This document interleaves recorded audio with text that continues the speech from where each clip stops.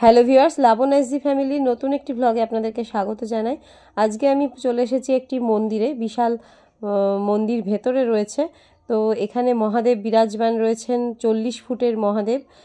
একটি কৃত্রিমভাবে পাহাড় তৈরি করা হয়েছে এবং মহাদেব দেখতে খুব সুন্দর। এই জায়গাটি হচ্ছে বহরমপুরে কাশিমবাজারে অবস্থিত পাতালেশ্বর বাবার মন্দির। তো আজকে শিবরাত্রি, সেই জন্যে অনেক লোকই এসেছে।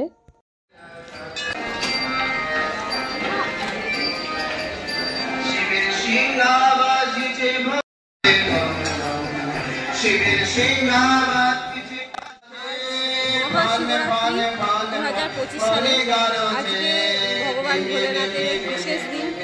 আজকে চলে এসেছি আমাদের বহরমপুরের পাতালেশ্বরের মন্দিরে। এখানে বিরাট বড় লাইন হয়েছে জল ঢালার জন্য, তাই জল ঢালবো বলে এসেছি। জল ঢালা হয়েও গেছে। আজকে সুন্দর পরিবেশটা হয়ে আছে, আর বহু দূর দূরান্ত থেকে মানুষ এসেছে। মহারাজজিরাও এসেছে এখানে, মন্ত্রস্তোত্র পাঠ সমস্ত হলো। এবং আজকের দিনটা এত সুন্দর, আর ভোলানাথের মন্দিরের ভেতরটাতে খুব সুন্দরভাবে সাজানো হয়েছে। আপনাদেরকে দেখাতে যাচ্ছি, আলোটা এখন বাজাচ্ছে।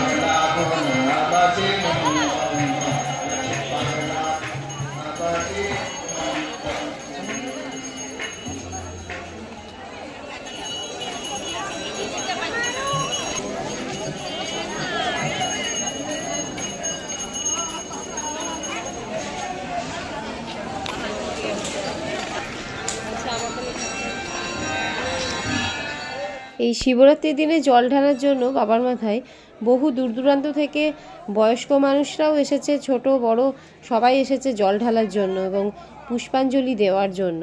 কারণ আজকের দিনটা খুবই স্পেশাল।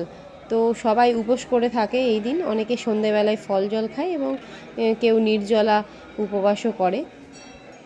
মন্দিরের ভেতরে ঢুকে দেখি যে বাইরে থেকেই প্রচুর বিরাট বড় লাইন হয়ে আছে, তাই আমিও দাঁড়িয়ে পড়লাম লাইন দিয়ে।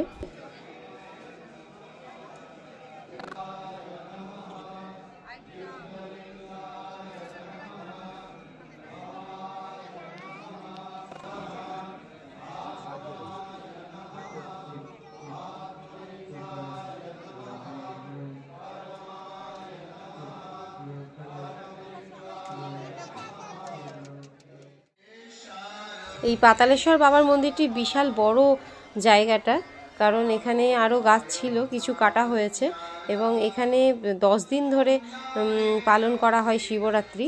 কারণ শিবরাত্রি বলতে এখানে বহু লোকজনকে খাওয়ানো হয়, প্রায় 70-80 হাজার লোকজন এখানে খাওয়া দাওয়া করে এবং সেটা লাস্ট দিনে করা হয়। তো এখানে এই অশ্বত্থ গাছটি বহু পুরনো এবং চারিপাশে এত ধরনের গাছপালা রয়েছে যে ছায়া সুনিবিড় ভাবে রয়েছে। তো এই ভক্তের ঢল আসছে বহু দূর দূরান্ত থেকে। সবারই একটাই লক্ষ্য যে ভগবান বাবার মাথায় জল ঢালা। আর এই বাবা তো ভীষণই জাগ্রত এবং তাই ছড়িয়েও পড়েছে অনেক দূর দূরান্তে এই ভগবান বাবা পাতালেশ্বরের দেবের কথা।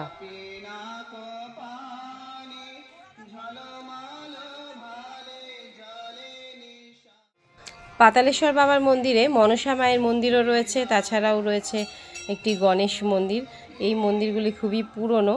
আর মন্দিরের পাশে রয়েছে যে জায়গাটি দেখা যাচ্ছে ফাঁকা জায়গা, এটি হচ্ছে কাটিগঙ্গা। বহু পুরনো ইতিহাস লুকিয়ে রয়েছে এর ভেতরে এবং সেই নিয়ে অনেক ঘটনাও রয়েছে। আর এই গাছটিও বহু পুরনো।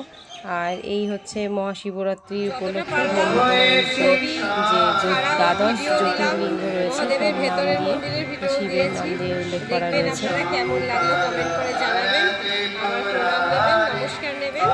সবাই ভালো থাকবেন, সুস্থ থাকবেন। নমস্কার।